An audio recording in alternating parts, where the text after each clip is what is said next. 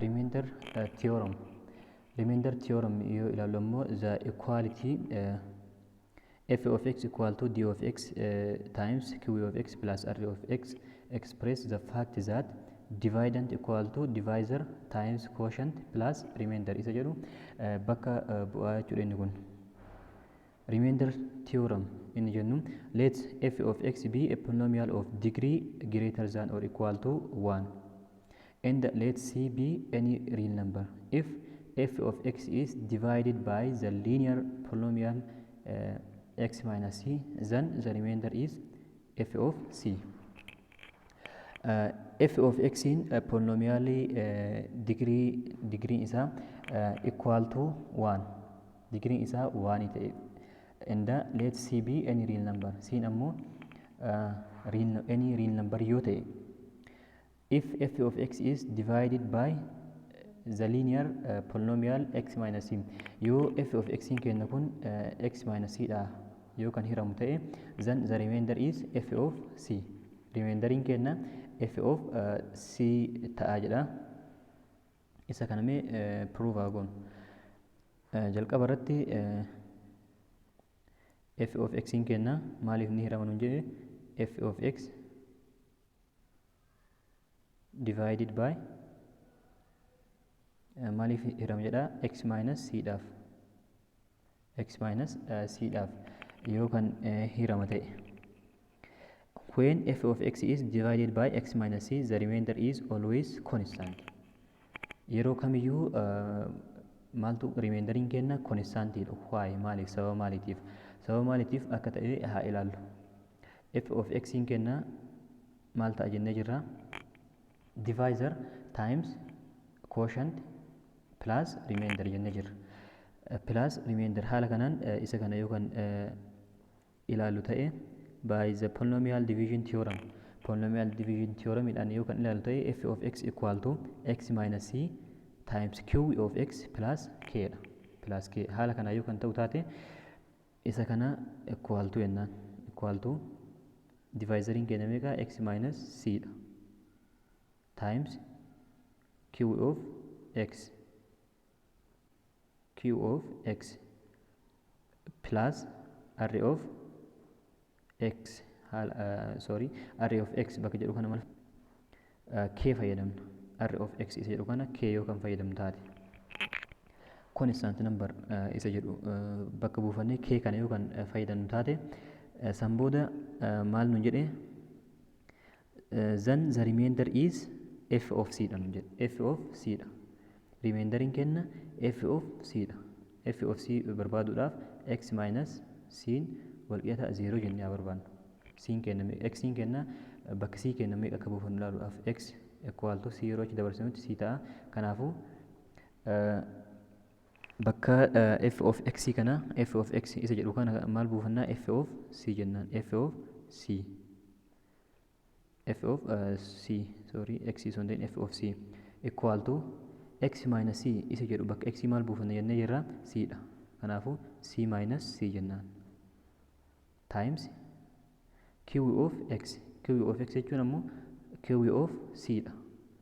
Bakka x marayyuu maal buufannaa c buufannaa jechuudha plus k inni kun k akkuma jirutti constant number yoo ta'eeti remainder dha jechuudha. San booda f of c kenna maal ta'a? F of c jechuun remainder jennee jirra. Remainder dha walqixa ta'a. C minus c meeqa ta'a? 0 times jechuudha. Times tu jira bracketii lamaan jidduu jira maaltu jira? Times tu jira. Q of c plus k. San booda f of c kenna f of c kenna f of x sun ta'in f of c kenna 0 times 9x. 0 times any number 0 lakkoofsa kamiinuu yoo baay'ise meeqa ta'a? 0 ta'a. 0 plus jennaan kun 0 ta'a waan ta'eef k. Kanaafuu 0 ida'u lakkoofsa kamiitu meeqa ta'a? Lakkoofsuma nuuf kenname san ta'a k qofa ta'a jechuudha. Kanaafuu remainder keenya maal ta'ee jira? Constant number ta'ee jira. Sababa kanaaf k qofa ta'a. K jechuun k osoo hin ta'in lakkoofsa constant ta'e wayii bakka bu'aa jechuudha. Kanaafuu k wajjin walqixa jennee ibsina jechuudha. Kanaaf it follows that the value of the polynomial f of x at x equal to 3 yeroo x in kenna c ta'u is the same as remainder k. Remainder in kenna maal ta'a k ta'a. Obtained when you divide f of x. F of x kana yeroo x minus c dha hirtu maal argattee jirta k argattee jirta jechuudha. Remainder in kennas k ta'a. Fakkeenya kana ilaallu find the remainder by dividing f of x by d of x in each of the following pair of polynomials using the polynomial division theorem and the remainder theorem. Remainder theoremii fayyadamee akkasumas division theoremii fayyadameeti maal barbaadedha using the polynomial division theorem and the remainder theorem. Remainder kenna barbaadedha. Kanaafuu division theoremii yeroo fayyadamnutti maal fayyadamnee hojjenna haala kanaan isa kanas fayyadamnee isa kana akkuma jirutti as galfannee isa kana immoo as galfannee hojjechuu ni dandeenya. Yeroo hojjennutti deebiin kenna maal nu ta'a haala kanaan arganna jechuudha. Yeroo maal fayyadamnutti polynomial division theoremii yeroo fayyadamnutti haala kanaan isa kana arganna. Yeroo remainder theorem fayyadamnutti remainder theoremii maal jedha x minus c nun jedhe x minus c yeroo x minus c dhaaf yeroo hiramu x minus c inni jedhu kun amma x plus 2 isa jedhu kana bakka bu'ee jira. Kanaafuu x plus 2 isa jedhu kana bakka bu'ee jira. Maalii wal qixa nun jedhe remainderiin kenna f of c dhaan wal qixa nun jedhee jira. F of c dhaan theoremii akkuma ilaalle remainder is f of c dhaan wal qixa f of c. Amma immoo f of c bakka jedhu kana maal galfanna sin maal bakka buuti 2 bakka buuti. Kanaafuu x plus 2 equal to 0 jennee barbaanna jalqaba irratti. Kanaafuu bakka x maal buufannaa 2 yeroo itti dabarsinu minus 2 taati minus 2. Kanaafuu bakka x minus 2 galfannaa jechuudha. Kanaafuu f of x bakka jedhu kana f of minus 2 san booda maal goona haala kanaan yeroo barbaannutti maal itti galchinee ilaalla isa hirame kanatti galchinee ilaalla isa kanatti x cube jennaan x cube minus x square x cube minus x square plus 8x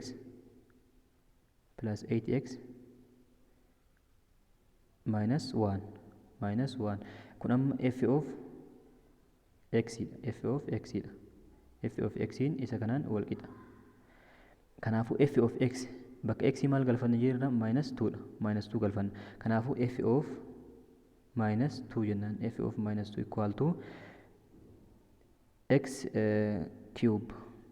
X cube isa jedhu kana immoo bakka x maal galfanna minus 2 cube minus x square in kenna minus 2 square plus 8 times what minus 2 dha. Bakka x hundayyuu maal galfanna minus 2 galfanna minus 1 remainder keenya argatuudhaaf.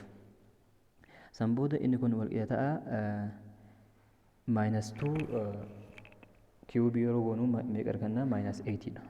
Minus 8 dha. Isa kana waa'ee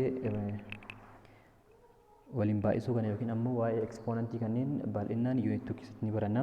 Isa kana yoo exponentiin isaa lakkoofsa maangoo odd number isa jennu kana lakkoofsa maangoo kan lamaaf kallattiin hiramuu hin dandeenye kana yoo kan ta'u taate kan square ta'u immoo minus ta'u taate minus ta'ee ba'a lakkoofsuun.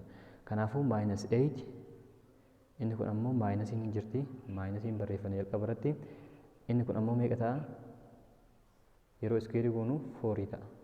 Inni ammoo square ta'a yoo ammoo even ta'e ammoo meeqa ta'a positive ta'a. Positive ta'a innis keessa kun garuu ammoo minus alaa waan jirtuuf minus alaa akkuma jirtutti plus jennaan.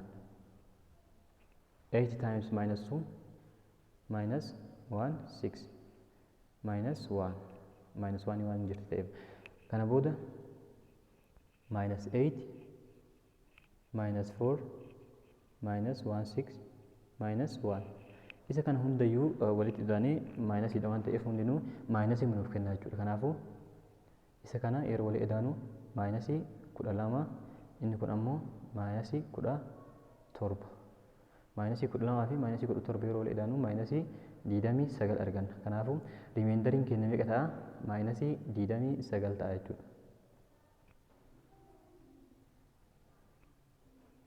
Irratti 29 maayinasii 29.